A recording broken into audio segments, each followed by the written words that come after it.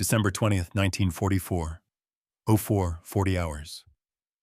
Bastogne, Belgium, road ice before dawn, radial whine and track hiss.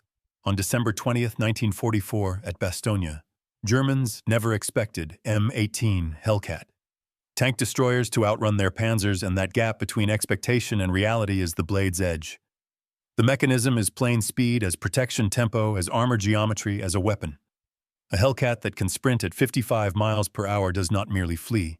It decides where the next shot will happen, arrives there first, and deletes the angle the enemy believed he owned. Night breath freezes across scarfed mouths as engines cough, then smooth into purpose. The open-topped turret drinks the cold like a lung, while the gunner leans into the shoulder pad, nudging the sight and counting heartbeats to warmth. Across the ridge, German steel crouches heavier, confident in sloped plate and long barrels, expecting American armor to approach like obedient targets. But a Hellcat is not a proper target. It is a decision arriving too soon. It carves a side road, disappears behind a hedgerow, and reappears on a flank. The map did not predict turning minutes of enemy setup into seconds of panic. While the radio net crackles with short words and longer silences, and the gearboxes climb through second, third, and that sweet rising note where the countryside begins to slide. The numbers change the air. 55 against roughly 30 in a Panther's best mood. Something in the middle 20s for a Tiger when the road coughs up rhyme. A mile of frost-stitched lane becomes a clock face, and the Hellcat is the hand sweeping past German minute marks faster than traverse can follow. A gun that turns by degrees per second cannot hold a bead on an opponent who collapses distance by dozens of yards between breaths. The American crews do not intend to trade shots. They intend to trade places. First lesson told with a smile that does not reach the eyes. Do not stand where his range card says you will stand where his nerves are. Listen to the other side, because that is where the truth sharpens. A German staff voice, dry as a map, concedes. The first surprise was the quick movement of American armored forces east of Bastogne. The second surprise is not spoken, but felt: how swiftly a threat becomes a ghost when the road gifts it angles. In Panther, turret rings, motors hum, while men trust mass. In Hellcat rings, men trust time. One crew cuts left across a ditch that would shame a heavier hull, breaks into a three-point pivot that brings the gun's long axis to kiss the hedgerow seam.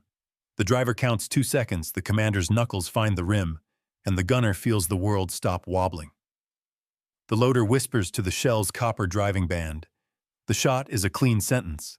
The answer that comes back is a metal stutter in the German flank.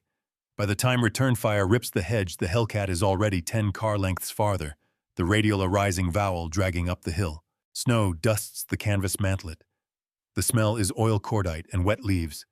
The town's church bell is a frozen tooth, and the sky has the color of a soldier's last letter. Every surface is a choice.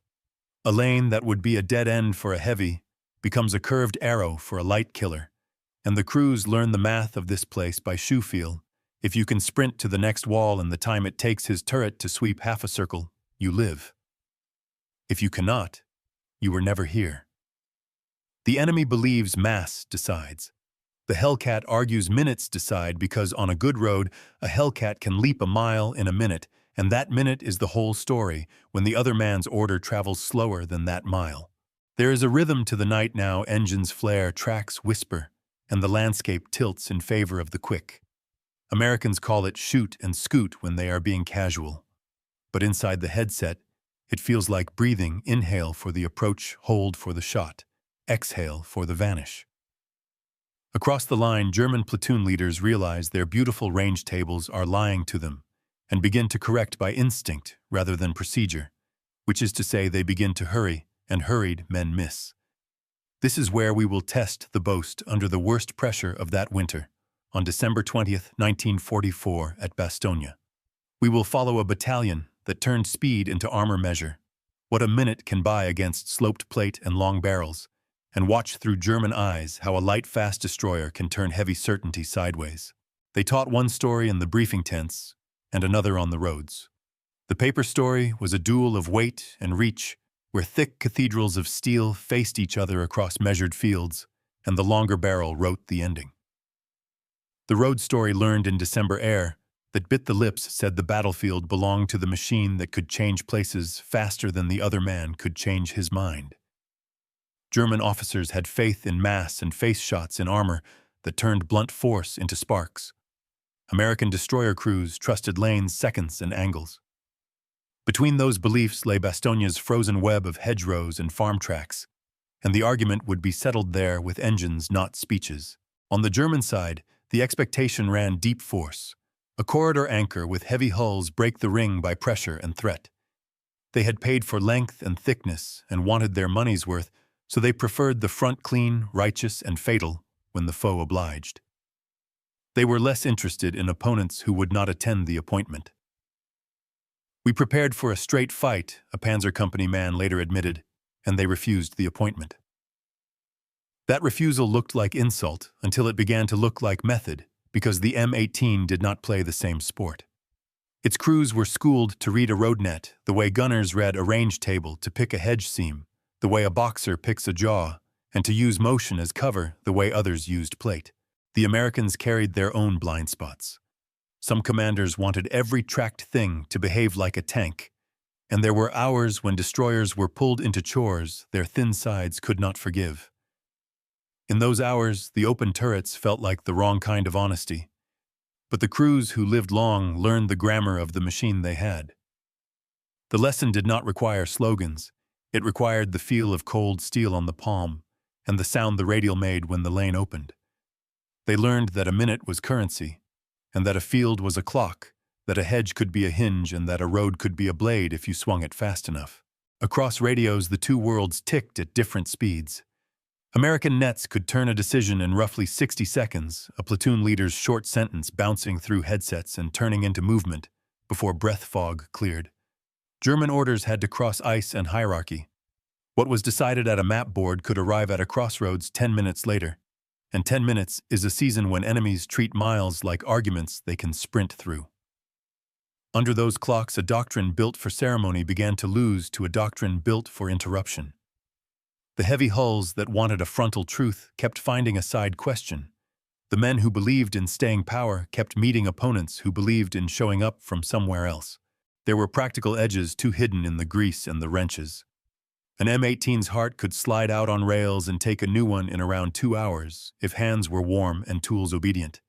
That meant a wounded machine might be back in the fight before a German courier finished explaining what had gone wrong.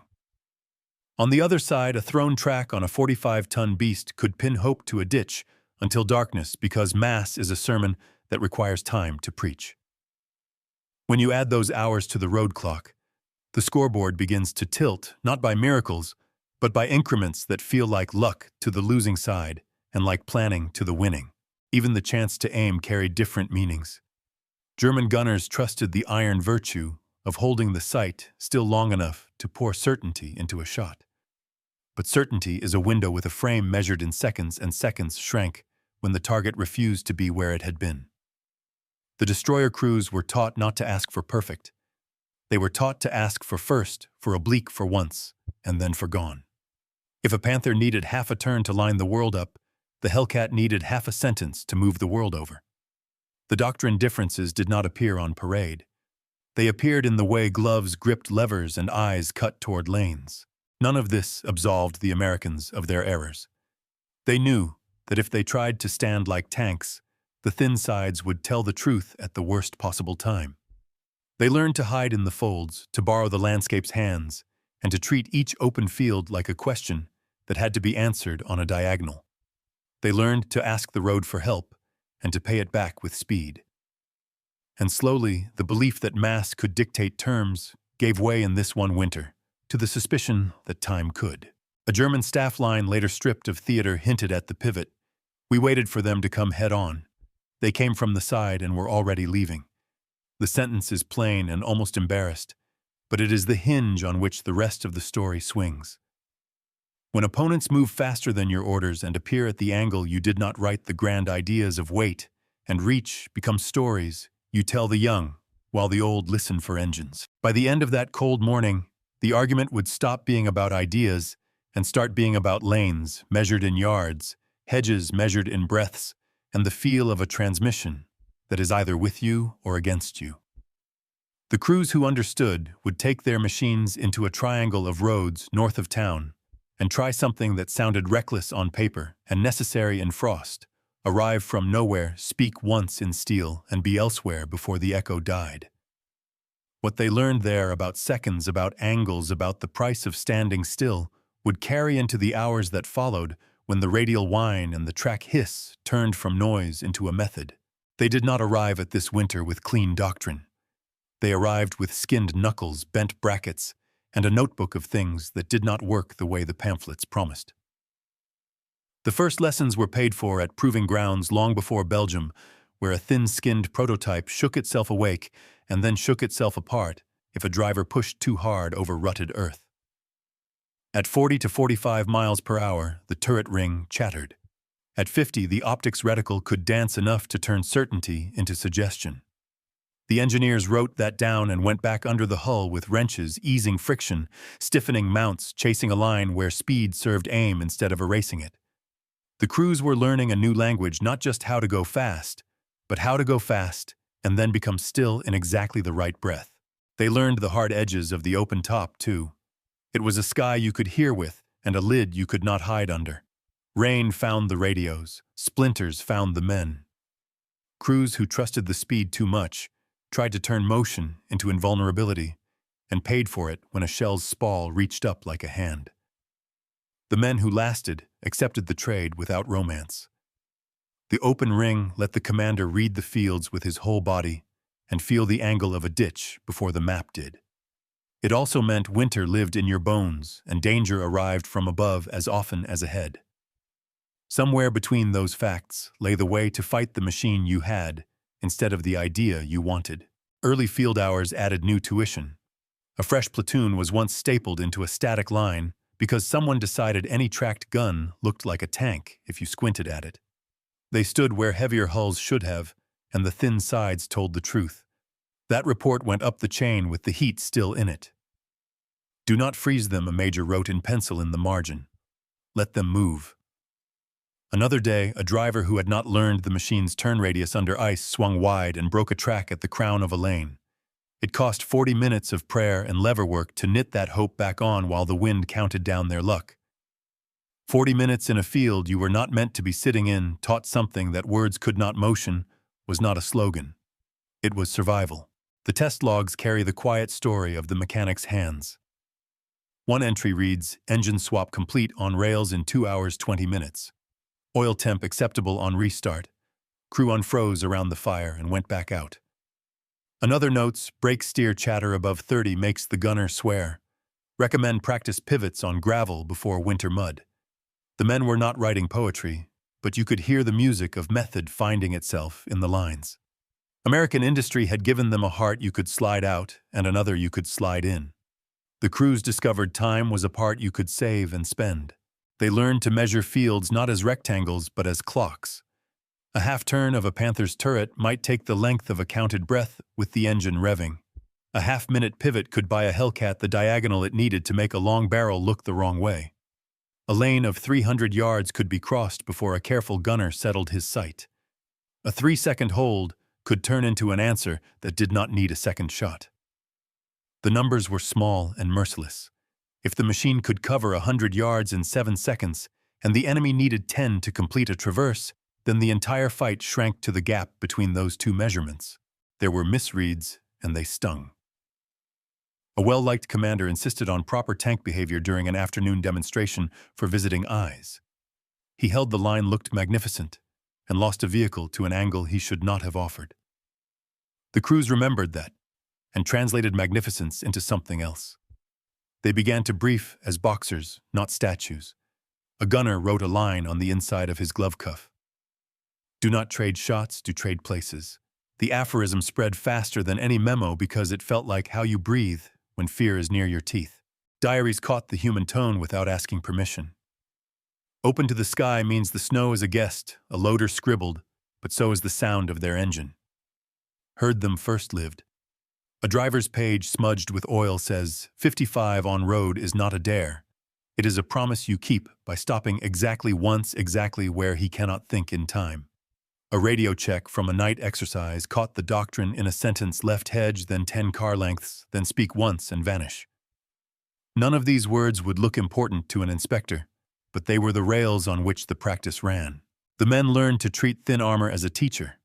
It told them without kindness that they could not sit in front of angry guns and hope. It told them to love hedges and walls like family, and to treat every depression and lane junction as a hinge. It told them that a 15-degree shift on the approach could turn an armor-thick truth into a brittle lie. Crews began to pre-write routes in their heads, not from A to B, but A to A prime to A double prime, where each stop was a sentence, and each sentence ended with the machine leaving before the echo did. They trained drivers to taste the throttle and count the gearbox into the turn. They trained gunners to trust oblique shots, and the first clean sight line, not the perfect one they would never have time to take. On the adversary side, the tuition sounded different, but cost the same. A German officer leafing through captured notes dismissed the speed claims, at first calling them American optimism. A week later, his own after-action report admitted in a quieter voice that their movement from unexpected angles frequently prevented our turrets' timely lay. A Panzer man who had trusted plate over time watched his gun chase a target that refused to be a target and wrote simply, "We were ready to endure. They refused to attend." It is hard for doctrine to confess, so the men did it for doctrine. Even the cold became a teacher. Oil that was too thick made seconds feel heavy. Gloves too stiff stole feeling from the levers. The crews learned to warm the engine with love and impatience, to keep the sight demisted, with tricks that an instructor would not have blessed, to rest the gun lightly on an invisible point in space so the first nudge did not jerk the world out of line. A minute mattered, and so did the things that fit inside a minute: a breath, a word, a pivot, a shot. When the battalion finally assembled near Bastogne, with the roads turned to glass and the hedges drawing lines like decisions, the lesson book felt ready in their bones. This was not confidence so much as clarity. They knew what not to do: do not park in the open and ask the other man for his best. They knew what to do instead: arrive oblique, speak, once move. The radial whine had stopped being noise and started being a metronome. The track hiss under ice had stopped being fear and started being a kind of slide rule for distance and time. A last line in a test log written without ceremony became the quiet thesis of their winter speed: that is not aimed is waste. Speed that is aimed is armor. The crews could not have said it nicer, so they did not try. They tightened straps, flipped the safeties on their headsets, and traced the first triangle on a paper map that would soon become a triangle of tire ruts and shell bursts north of town. There, with 3 roads and a hedgerow seam for witnesses, they would turn all the lessons into a living demonstration of a tactic that sounded reckless when spoken and reasonable when watched. The next part of the story belongs to that triangle and to the seconds it held. The engines are warm now. The hands on the clocks are crossing. It is time to put the method on the road. They chose a triangle no bigger than a few farm fields north of town. 3 skinny roads with hedgerows thick as walls and a drainage ditch that ran like a scar. Dawn did not arrive so much as leak in. The first Hellcat slid to the near hedge and idled with its nose tucked like a sprinter on the line. The second took the cross lane and buried itself behind a woodpile. The third waited 200 yards back, an insurance policy, with a calm gunner and a loader who kept whispering the word "ready" as if it were a charm. The radial rose and fell under gloved hands. The track hissed across ice, and the air smelled of metal and wet bark. Far off, a German column clicked and growled, that slow clatter of hope on steel teeth. The battalion had come to prove a sentence with motion arrive from nowhere: speak once in steel, be elsewhere before the echo dies. The first sighting cue was not eyes but ears. The commander in the open ring lifted a finger and pointed at the lane like a conductor. A Panther's nose came on hatch, cracked bow wave of breath frosting the glacis. The range was roughly 600 yards and dropping. The Hellcat did not wait for a perfect picture. It seeked the oblique. The platoon had rehearsed the loop they called half-jokingly the shoot and scoot, a 3-stop dance across this triangle to make the other side waste seconds. On the first stop, they would not overstay. The gunner took his line on the forward road wheel, The loader slammed home, the commander's hand closed, and the world steadied just long enough to become a single sentence. The shot hit low and sideways, a shove that broke the German crew's belief in the next 5 seconds. Before splash reports could grow into orders, the Hellcat rolled backward 10 car lengths and slid left into the ditch seam, where a heavier hull would have groaned and stalled. That lateral cut took about 22 seconds at a sprint 600 yards, becoming a new geometry before a turret across the field could finish a quarter turn. The second turn of the triangle belonged to the reserve car, which used the first shot's panic to steal position. The Panther's gun began to swing toward the last known threat. But a quarter turn is not free. It costs roughly 5 seconds to get there, another to settle, another to call the new range. The Hellcat spent those seconds like coins. It took a bite out of the verge, climbed a brittle bank, and held for exactly the time of a breath. The loader's rhythm was its own clock, 4 to 5 seconds between shells when he found the groove. The second shot punched at an angle that made the long German plate suddenly narrow, the kind of cut that turns thickness into a mistake. The Panther shuddered, coughed smoke from a seam near the mantlet, and halted as if listening to itself. A third shape loomed behind, darker and taller. The lane had given them a Tiger. Mass had arrived to supervise. The Tiger's driver brought the nose around with that clutch and brake grumble that always sounded like a sermon starting. The Hellcat's commander did not ask for courage. He asked for time. A short order ran the net. The first car, now at the far corner of the triangle, lit its radial and sprinted along the hedgerow line. At 55 miles per hour on a winter road that felt like skating, the machine could cover 600 yards in something like 22 seconds if the lane stayed kind. The Tiger needed a different number of seconds to complete a long swing, and the gap between those numbers is where men live or do not. The Hellcat did not outfight the heavy, it outtimed it. German voices echoed across the cut lanes, more urgent, as if the language itself had to lean forward to keep up. A Panzer leader on the far verge swore he had just seen an American machine on his right, and now saw one on his left. He did not trust either eye. In his later account, he confessed a single line. They were on our flank, and when we faced them, they were already somewhere else. The embarrassment in that sentence is a second wound. He had been trained to endure weight. He was being forced to chase a clock. The Panther that had paused now tried to reverse into a safer angle, but reverse in a heavy on ice is a bargain with physics that rarely pays in time. Its driver bought 5 feet and lost 10 seconds. For a few breaths, the triangle belonged to math. The reserve Hellcat took a shallow diagonal to the cross lane and held a bead just under the Tiger's forward mudguard, a pragmatic target that did not need romance to hurt. The loader spoke, and the gun answered. The hit was not a kill, but it was a decision. The heavy's driver corrected the bow, slewed a few degrees, and the side of the turret showed more than it meant to. That one tiny reveal, measured in perhaps 15 degrees of error, was the invitation the third Hellcat needed. It took the long leg of the triangle at pace 50 miles per hour, singing under the boards, and then bled speed into a pivot by the stump of a blown tree.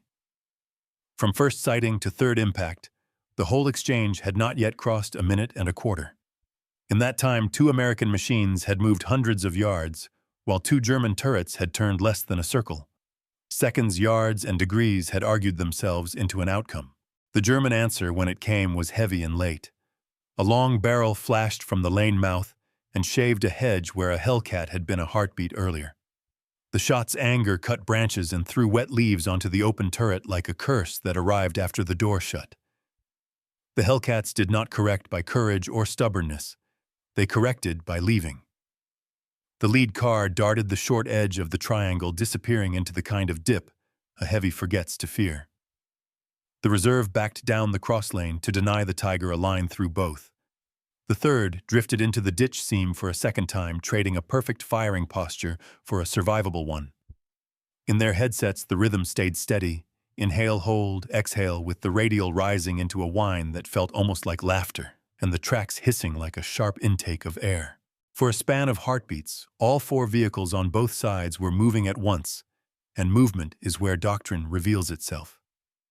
The German plan had wanted a head-on truth, a clean exchange in which sloped plate and long gun would speak in complete sentences. Instead, they got interruptions. The American plan had never asked for righteousness. It had asked for an angle and a moment.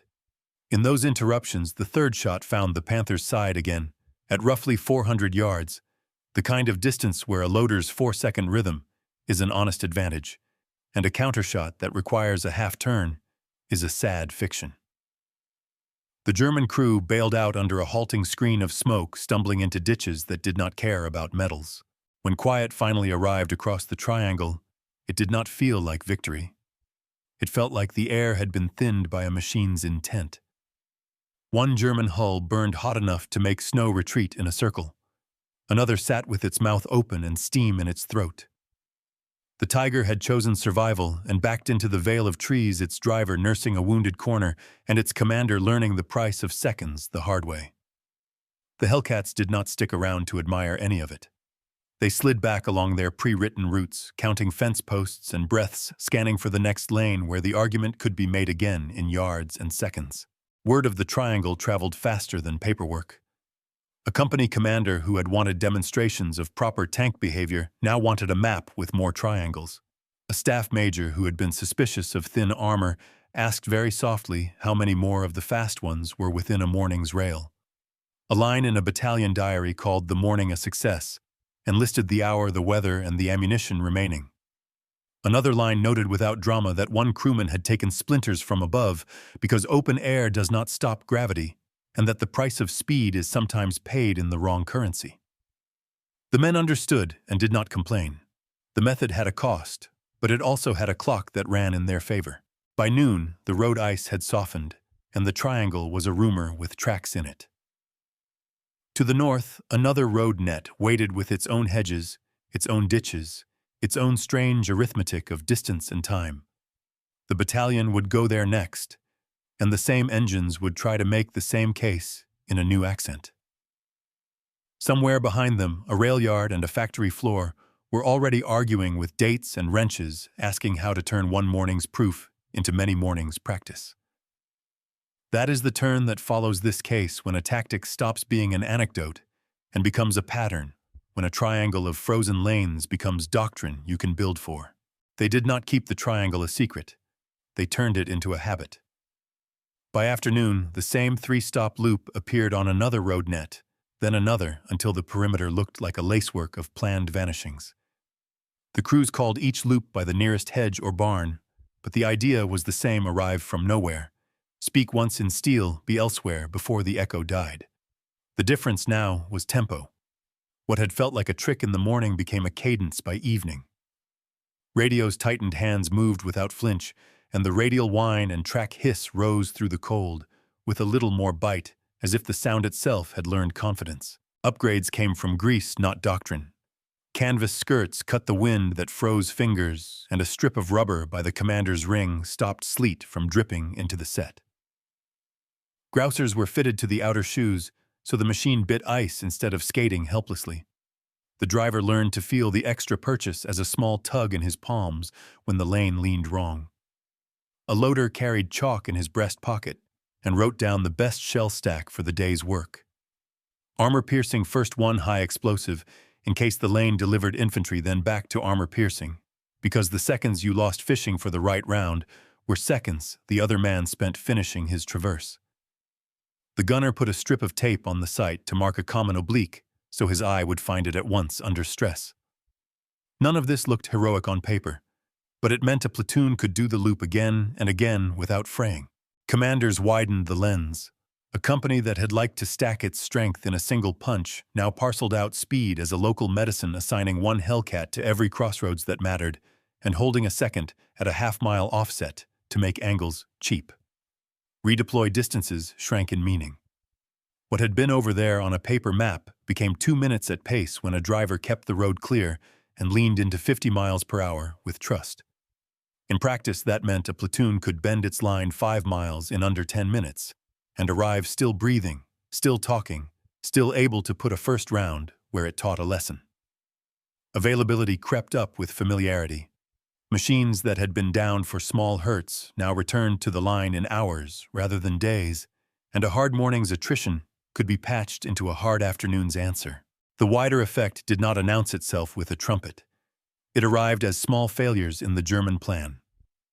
Columns that expected an hour to take a crossroads now found themselves stopping twice to sort out smoke and questions, and 1 hour of planned pressure became 2 hours of real time with friction in it. A battalion staff officer penciled a note to explain why a push that looked clean on a wall map felt dirty in the field. Unexpected. American movement at flanks required repeated change of front. He did not write how many minutes that meant, but the crews on both sides felt it. On days when weather allowed road sprints, the Hellcat's presence turned a 4-lane approach into a maze German heavies could still punch through if they found a straight, but straights were rare and time was not free. Losses shifted in a way you could feel without a graph. Where a destroyer company had once needed 2 or 3 shots to finish a cat that had chosen its angle well, the oblique habit started to cut that in half, because the first look was better, and the second was often unnecessary. Where crews had burned through a day's ready rack by noon, they began returning with rounds to spare, not because they were stingy, but because they were decisive. And where the morning had seen one machine limping for everyone advancing by week's end, maintenance reported more runners than wounded, a balance that made commanders bolder and enemy range tables less honest. The method spread along the front by imitation.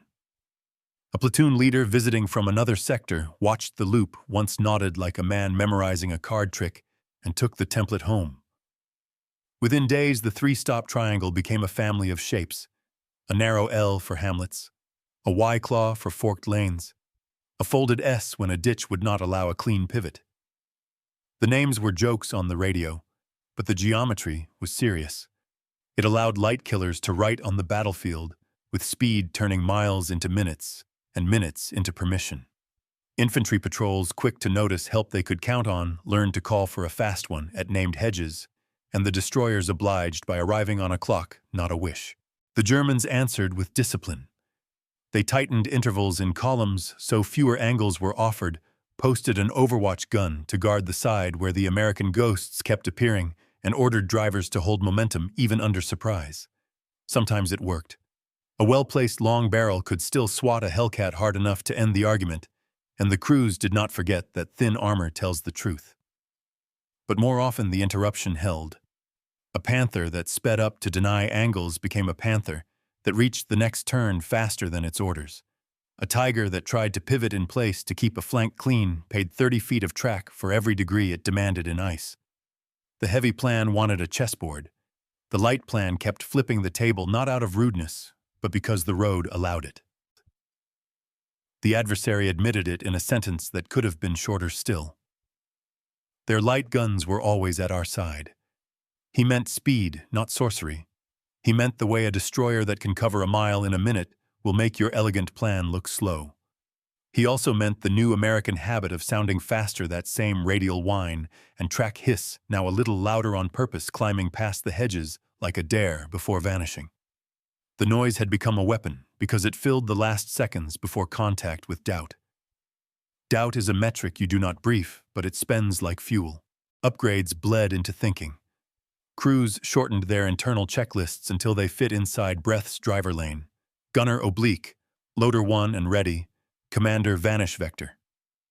Platoons that once took a minute to settle a firing lane now took 20 seconds, and a company that once needed an hour to shuffle between axes could do it in half, provided the roads were friendly and the fuelers alert. Fueling itself became part of the tactic. Bowser trucks were staged at the mouth of triangles so a Hellcat could take a splash on the way to the next argument, and drivers learned to judge by ear whether they were 3 minutes from dry or 10. A machine that lost speed lost the only armor it trusted, so keeping the tanks honest was as tactical as any gunnery problem. Integration with the rest of the fight grew cleaner. Infantry learned to bait a heavy into showing side by seeding a hedge and letting the cat believe in the open, then calling a lane name without poetry and watching a fast friend perform. Artillery timed a smoke shell to bloom 1 turn later than the first shot, giving the destroyer a white door to slip through on the second leg of the loop. Engineers salted likely pivots with crushed stone so the turn would bite and stacked spare shoes and pins at crossroads, so a thrown track would be minutes, not an afternoon. None of these acts looked dramatic. Together, they made speed reproducible. There were costs, and they were not hidden. Open tops still meant splinters could fall from rude angles. Crews still rode with winter in their lungs. Every loop risked a lucky shot or an unlucky rut. But the math in this corner of the war kept paying for itself.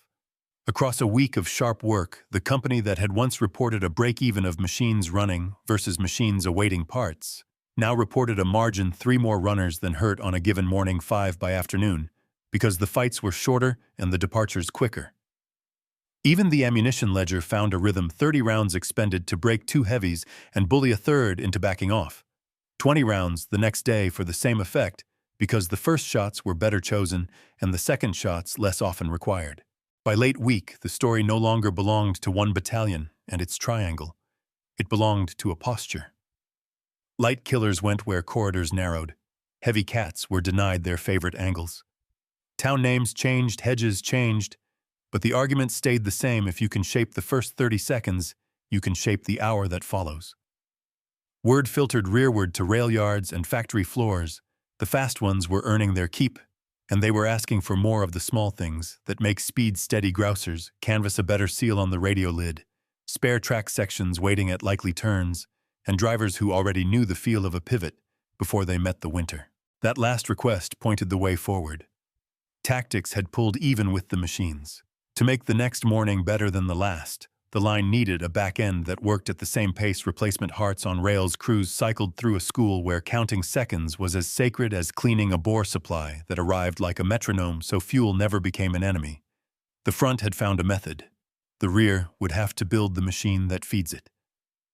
Listen, the engines are still hot.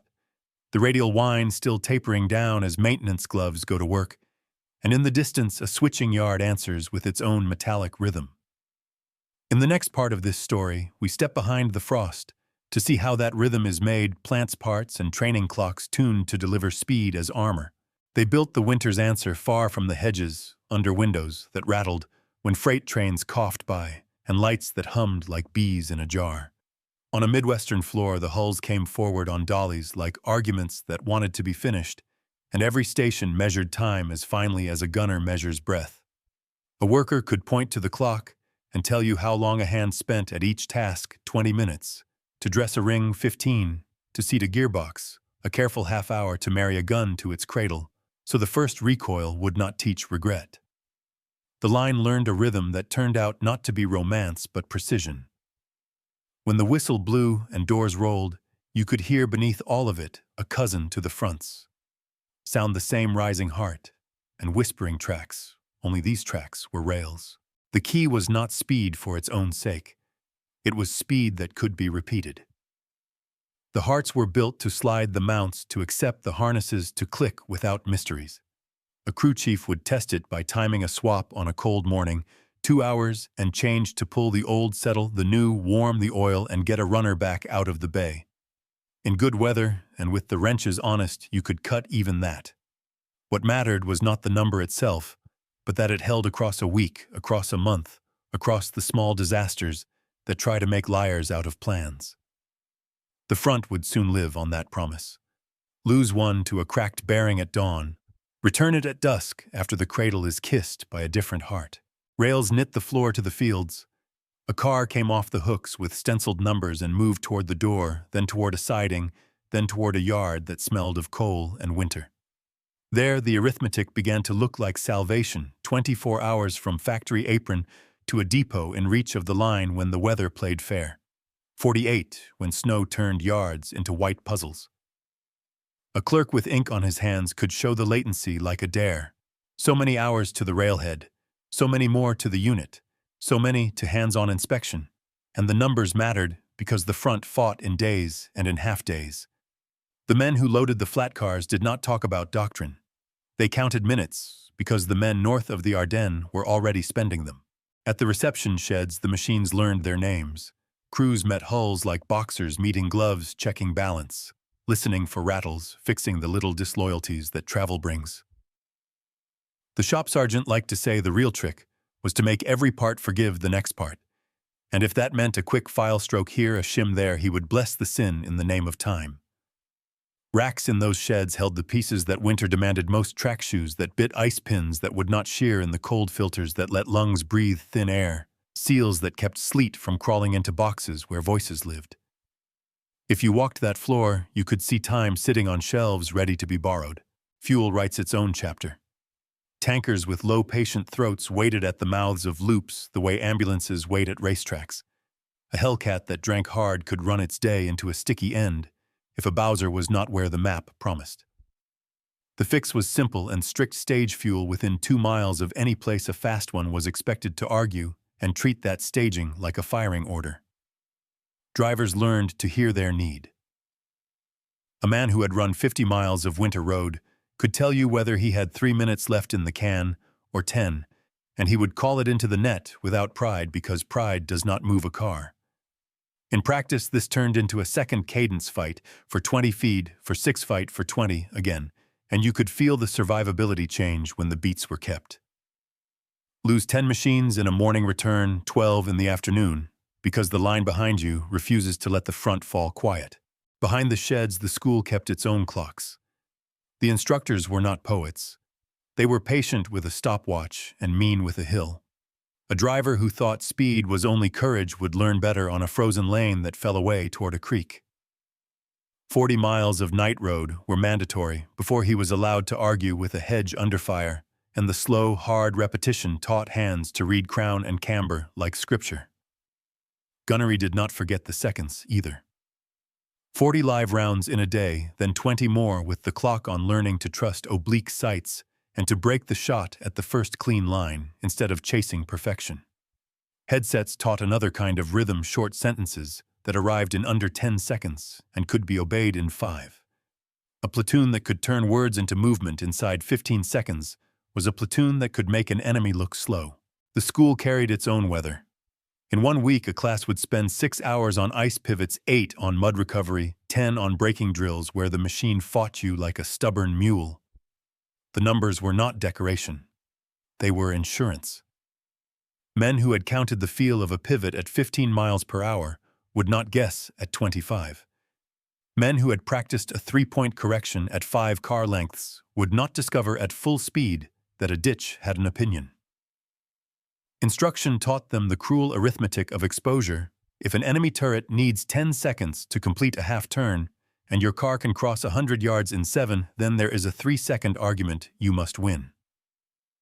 Learning what 3 seconds feels like is why the school exists. Parts flow had to match the front's appetite, or the whole method would thin out. Crates moved not as objects, but as promises disguised in wood. One run would bring winter coats for radios, another a shipment of shoes with teeth. The crews trusted another a batch of sight glasses that did not fog at the first insult. The recorders in the sheds tracked online runners like a heartbeat. 80 runners out of 90 on a good morning, sliding toward 85 when the lines behind them kept faith, and when that figure climbed, men at the front could afford to take the risks their tactic required. An online rate is not an abstraction when it decides whether you teach the enemy a lesson at a hedge or apologize to a widow with a letter. There were days when the chain showed its knots. A storm could steal 2 trains and turn 24 hours into 3 days. A batch of seals made soft by a supplier's tired shift could leak sleet into boxes and make radios cough secrets. A schedule cut too fine could run a school out of ammunition on a Thursday when a new class needed to hear what steel sounds like at 300 yards. The miracle was not that these flaws never appeared. It was that the system learned to root around them. A depot chief with an ear for trouble would shuffle cars, a clerk with a pencil would change a priority, a line boss would throw men at a late bay and buy back an afternoon. The arithmetic remained visible: lose 5 to a mistake, return 7, because the rest of the machine refuses to let the mistake be the last word. The men at the front felt the rear not as speeches, but as weight and sound. When a car limped in at noon with a thrown shoe, the shed swallowed it, grunted, and sent it back toward the lanes by evening. When a driver cracked a bracket on a bad crown, a replacement bracket met him at a crossroads with a sergeant attached. When a gunner needed a new optic because the last blast had kissed it, Crooked a box with glass inside appeared on a table that someone had cleared just for that purpose. The line taught them a faith they did not speak about. It said, if you fight the way this machine wants to be fought, you will not be alone. And when you fall out of the line, you will find the line waiting for you with tools on. The sound the front had learned, the rising heart, and the whispering tracks could be heard in these places, too softer, like a rehearsal humming under the breath. A man wiping oil from his hands would look up when a runner fired in the yard and nod because the note was true. Another would check a watch not because an inspector told him to, but because someone 200 miles away had decided to pull a triangle again at dawn and would need this exact machine to make one of the 3 stops without drama. That is how you turn a tactic into a posture. You build a place where minutes are cut, and then you cut them the same way tomorrow.